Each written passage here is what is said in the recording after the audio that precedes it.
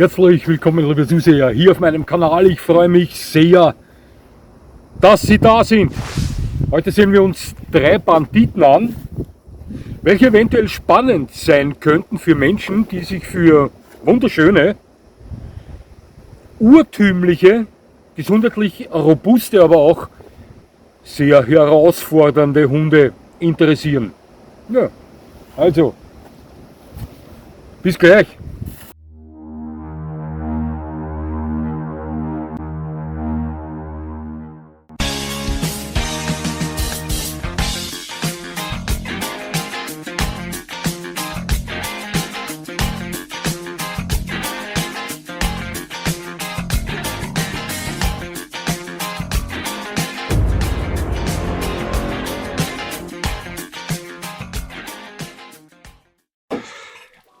Nun, Wildhundetypen gibt es ja viele. Die bekanntesten unter ihnen sind der Wolf, herrliches Tier, oder der Fuchs, der Schakal, der Kojote, aber auch der afrikanische Wildhund oder der asiatische Rothund. Und noch viele weitere. Die Familie der Canidae ist ja riesig. Eine Besonderheit unter den Wildhunden stellt der australische Dingo dar, denn der stammt von domestizierten Haushunden ab, welche vor tausenden Jahren in Australien verwildert sind. Der Australian Cattle Dog trägt Dingo-Blut in sich, wie wir wissen. Und dann gibt es auch noch die Paria-Hunde, und das sind Hunde, die in der Nähe von Menschen leben, ohne von ihnen betreut oder gefüttert zu werden. Hunde, welche sich zwischen den Welten von Wildhunden und Haushunden bewegen. Ja, ohne weiteres kann man behaupten, dass es viele echte Paria-Hunde nicht nur in von uns weit entfernten Gefilden gibt. Nein, die gibt es auch mitten in Europa. Doch dazu etwas später.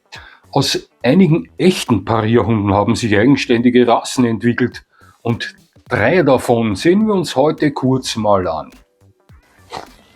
Nun, der Carolina Dog. Die Vorfahren dieser Hunde kamen vor tausenden Jahren mit indigenen Stämmen über die Beringstraße nach Nordamerika. Nach Rückgang der indianischen Stämme zogen sich einige dieser Hunde in die abgelegenen Gebiete des Savannah River in South Carolina zurück und verwilderten dort. Die wurden zu waschechten Wildhunden. In den 1970er Jahren entdeckte dann ein gewisser Dr. Brisbane diese Hunde und machte sie mehr oder weniger wieder publik. Ja, auch heute gibt es den Carolina Dog noch immer als Wildhund im Süden der USA, doch ist er auch ein beliebter Haushund. Ein weiterer dieser Kandidaten wäre der israelische Canaan Dog, und dieser Hund lebte bis vor 1930 tausende Jahre lang als reiner Paria-Hund neben den Beduinen her. Heute wird der Canaan Dog beim Militär als Spürhund eingesetzt und verrichtet exzellente Arbeit als wachender Familienhund. Und dann hätten wir noch den indischen Desi Dog. Diese Hunde waren einer Selektion von über 4000 Jahren ausgesetzt, in welcher sie hauptsächlich als Paria-Hunde lebten. Heute trifft man sie häufig halb wild an, doch genauso bewachen sie auch Bauernhöfe und Familien. Nun, natürlich haben diese Hunde auch viel miteinander gemein, nicht nur anatomisch, sondern auch charakterlich. Es sind ausgesprochen urtümliche Hunde, die sich häufig stark zum typischen Haushund unterscheiden, möchte ich mal sagen. Sind weit eigenständiger, häufig auch weit gesundheitlich weit robuster als der hochgezüchtete Rassehund es ist. Sehen Sie sich diese 3 mal genauer an. Ja. Mutter Natur denkt sich was dabei, wenn sie den Canidae, also den Hund, so formt, dass er sich, auch wenn er verschiedenen Rassen angehört, ähnelt. Vergleichen Sie dazu den Wolf oder den Kojoten, den Schakal, den Fuchs, aber auch den Dingo. Das sind alles Hunde, die diesen 3 Hunden, von denen wir hier in diesem Video sprechen, anatomisch sehr ähneln, möchte ich sagen. Wie gesagt, die Natur denkt sich was dabei. Sie werden nirgends da draußen einen Wildhund finden, der aussieht wie ein Mastino Napolitano oder ein Dackel. Diese Hunde wurden für unsere Zwecke so geformt. Ich wiederhole mich, Mutter Natur sieht das etwas anders. Auch mitten in Europa haben wir Paria-Hunde und viele von diesen Hunden zeigen anatomisch sehr ähnlichen Aufbau wie der Canaan Dog, der Carolina Dog oder der Desi Dog das tun. Ne? Rumänien, Bulgarien, Griechenland und einige andere Länder haben sehr viele Straßenhunde, welche schon seit Generationen auf der Straße leben. Die haben sich in diese Richtung entwickelt. Ja?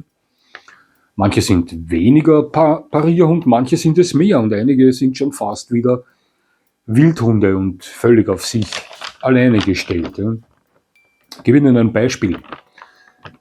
Ich zeige Ihnen mal ein Bild von Vitos Mama, also der Mutter meines Hundes. Ja, vergleichen Sie dieses jetzt mit den Bildern des Carolina Dogs, des Canaan Dogs und des Desi Dogs. Sie werden sehen, dass Vitos Mama diesen Hunden recht stark ähnelt. Ja. Auch sie ist oder war, ich weiß nicht, ob sie noch lebt, sehr urtümlich, ja, wie mir die Retter von ihr erzählt haben. Eine Katzenmörderin und eine extrem geschickte Jägerin soll sie gewesen sein. Außerdem hatte sie oder wies sie extrem starke oder hohe Futterverträglichkeit vor. Das ist eine Eigenschaft, die häufig bei Hunden zutage kommt, die schon seit oder die von anderen Hunden abstammen, welche schon seit Generationen auf der Straße lebten. Auch Vito verträgt so gut wie alles. Auch er hat hier und da mal Verdauungsschwierigkeiten, aber das ist wirklich eine Seltenheit bei ihm. Auch generell muss ich nicht wirklich aufpassen, was ich ihm füttere, von den ganzen Dingen, die für Hunde toxisch sind, abgesehen. Klare Sache. Doch zumeist sind diese Hunde auch höchst anspruchsvoll in der Haltung und für einige viel zu viel an Herausforderung, wie wir erkennen können an den vielen geretteten Hunden, die schlussendlich dann doch wieder abgegeben werden, weil die Leute mit ihnen nicht klarkommen. Ja.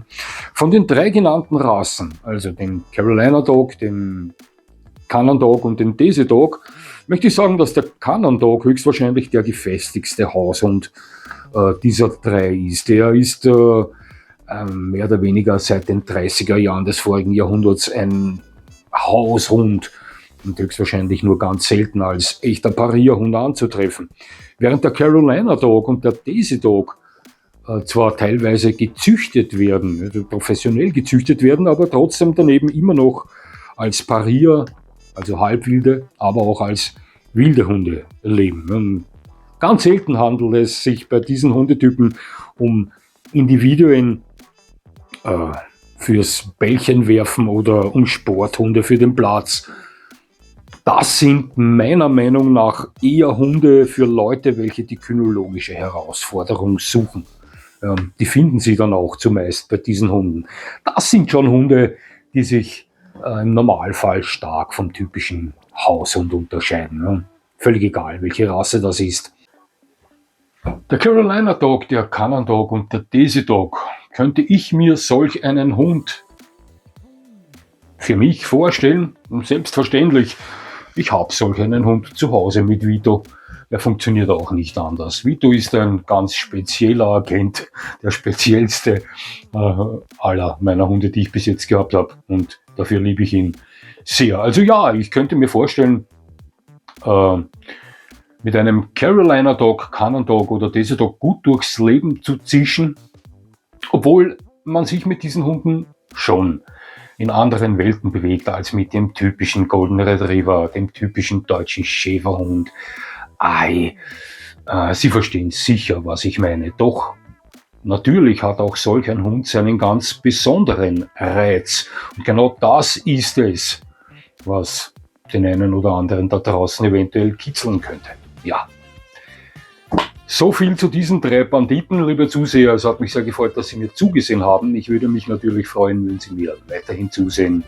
Und jetzt wünsche ich Ihnen noch einen schönen Tag. Das war's schon wieder.